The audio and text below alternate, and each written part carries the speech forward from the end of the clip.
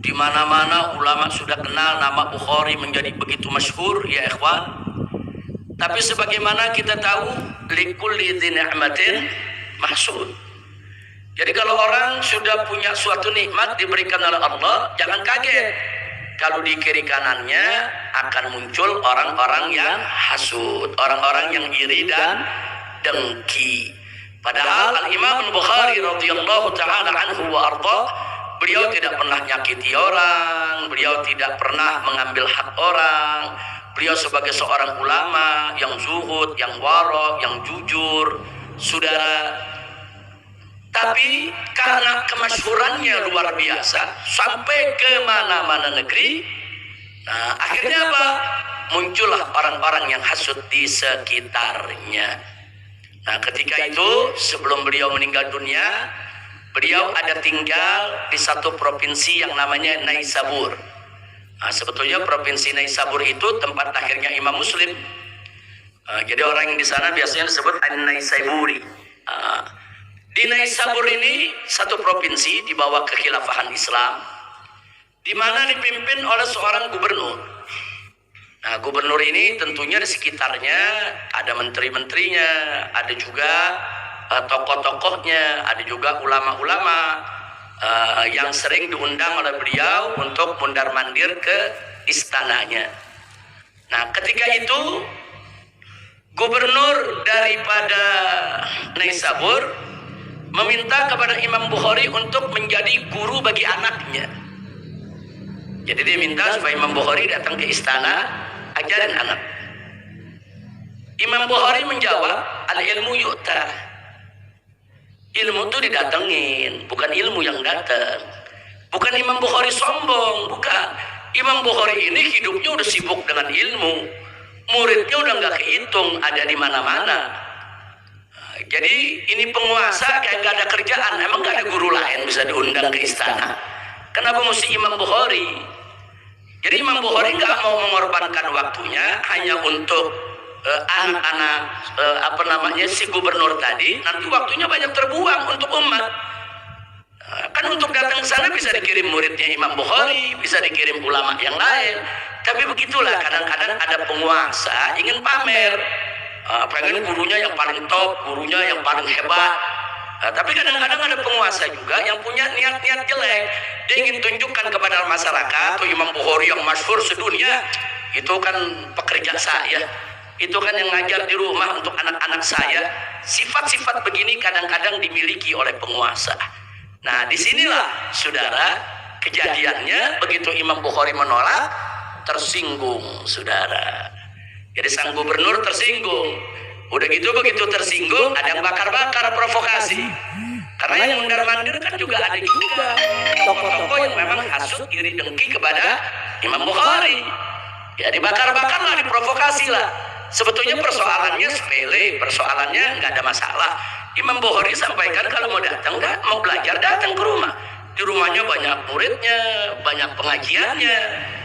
Nah akhirnya karena adanya provokasi, si gubernur marah, Imam Bukhari diusir dari provinsi Naisabur. Jadi pengusirannya nggak tanggung-tanggung, datang aparat petugas, ditugaskan oleh seorang gubernur. Gubernur dulu kuasanya cukup tinggi karena ada langsung di bawah khalifah tuh. Gubernur itu langsung ada di bawah khalifah, dan khalifah kan saat itu juga pusatnya kan jauh. Dulu kekhilafan Bani Umayyah tuh adanya di Damaskus, kekuasaan Bani Abbas itu ada ibu kotanya di Baghdad. Sementara ini yang namanya Naisabur, Samarkand, kemudian begitu juga Bukhara, ini ada di daerah timur, Mawara An-Nahar, saudara. Nah sekarang datang aparat petugas dikirim oleh sang penguasa ini. Begitu datang sampai rumah Imam Bukhari, apa perintahnya? Saat ini juga Anda harus tinggalkan ini provinsi. Gak boleh tinggal di kota ini dan gak boleh tinggal di kuro-kuro, di kampung-kampung yang ada di sekitar kota ini. Imam Bukhari minta waktu, kasih waktulah seminggu, berapa hari, kan mesti mau rapihin perbekalan, pakaian, dan yang paling diperhatikan oleh Imam Bukhari adalah kitab-kitabnya, catatan-catatannya. Karena Imam Bukhari punya catatan-catatan ilmu hadis, enggak sedikit. Itu Imam Bukhari kalau jalan kemana-mana bawa 2 unta, 1 unta buat ngangkut dirinya, 1 unta buat ngangkut kitabnya. Sudah, enggak dikasih waktu. Saat ini juga Anda harus keluar dengan alasan masyarakat tidak senang dengan Anda tidak diinginkan tinggal di sini. Nah, jadi penguasa kalau sudah nggak suka ya semau-maunya. Dia bilang masyarakat lah yang nggak senang, masyarakat yang mana nggak jelas. Padahal bukan masyarakat yang nggak senang, dirinya yang nggak senang, bukan masyarakat ya, Pak. Nah, jadi perilaku penguasa-penguasa seperti ini dari dulu tuh sudah ada, saudara. Nah, jadi akhirnya Imam Bukhari dipaksa, akhirnya beliau segera ambil semua pakaiannya, beliau ambil semua kitab-kitabnya, beliau nggak peduli dengan harta yang lain. Kemudian akhirnya beliau tinggalkan yaitu provinsi Naisabur. Sebetulnya Naisabur itu kota, di sekelilingnya kan banyak perkampungan.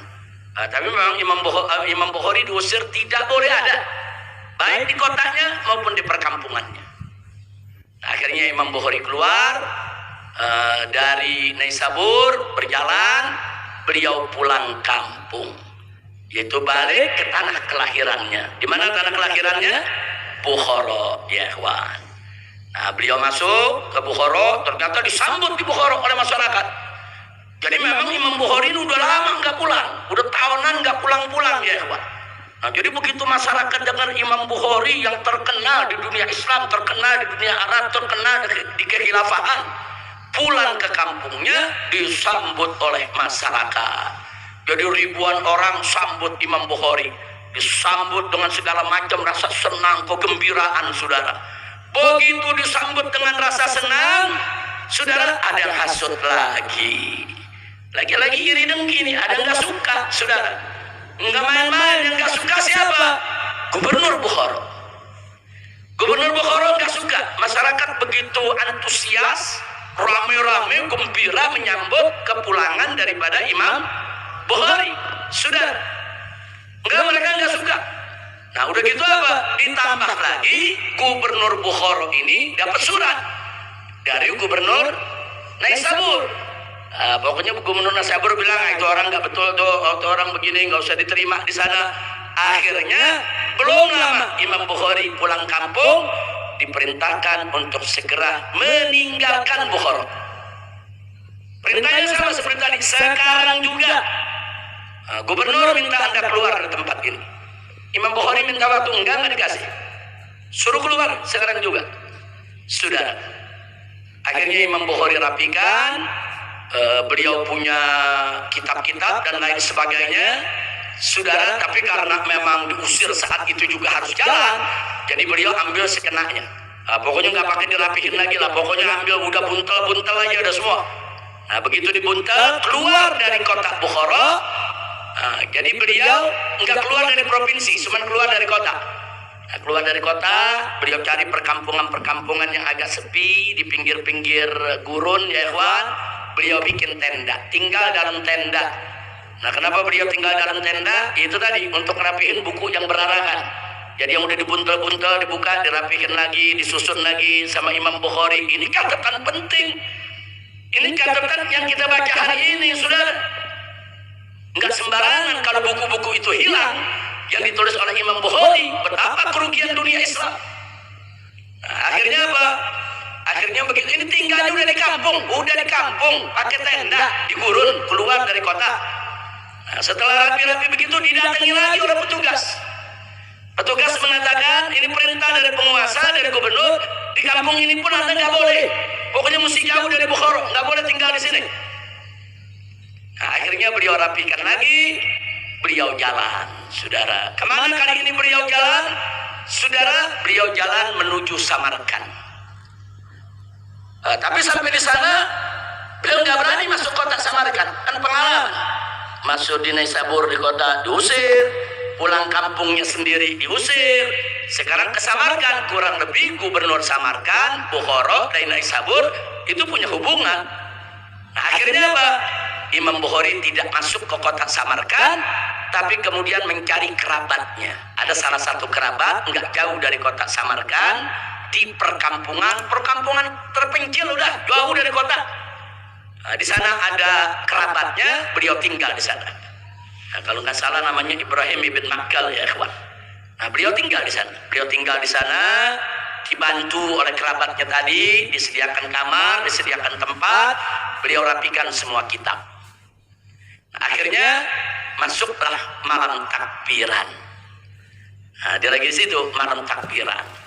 Lagi mau menyambut takbiran, di malam takbiran itu datang petugas lagi, utusan gubernur Samarkand.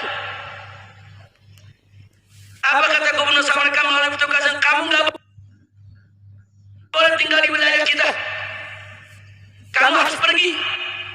Ini kerabatnya Imam Bukhari minta waktu, besok lebaran. Besoknya lebaran, apa nggak ada waktu lain? Nantilah lusa, seminggu lagi. Ini kan bukan di kota, di kampung. Enggak, petugas bilang pesennya sekarang juga. Kau nggak boleh berhari raya di sini, mesti pergi. Ini mereka ini para penguasa nggak punya alasan ya, Wan. Imam Bukhari bukan provokator, Imam Bukhari bukan penjahat, bukan pencuri, bukan kriminal. Tapi begitulah. Ya, orang-orang kalau sudah berbuat zalim, dia nggak perlu dalil. Nah, dia mau berbuat zalim sesukanya. Nah, akhirnya saudara, keluarga daripada kerabat Imam Bukhari ini berusaha untuk melindungi Imam Bukhari. Tapi akhirnya Imam Bukhari bilang, udah jangan berkeras. Imam Bukhari nggak enak hati, takut nanti kerabatnya diganggu sama penguasa. Jadi kita Imam Bukhari ya sudah biarin, biar saya bantuin saya rapihin buku, rapihin kitab, biar saya pergi. Jadi Imam Bukhari sendiri nggak tahu mau kemana lagi. Sudah. Nah, akhirnya kitabnya dirapikan oleh keluarganya. Imam Bukhari khawatir kerabatnya tadi nanti ikut-ikutan diusir kalau membela Imam Bukhari. Nah, begitu keluar dari tempat itu ya ikhwan, apa doa Imam Bukhari? Ya Allah, dunia ini sudah sempit buatku ya Allah. Nah, dunia ini sudah sempit ya Allah. Jadi karena itu aku minta kepada Engkau ya Allah, alangkah indahnya kalau Kau cabut aku ke sisimu. Subhanallah. Habis doa begitu, beliau jalan, baru 20 langkah lebih beliau meninggal dunia. Subhanallah, dengan kitab-kitab yang ada dibawa oleh beliau ya ikhwan.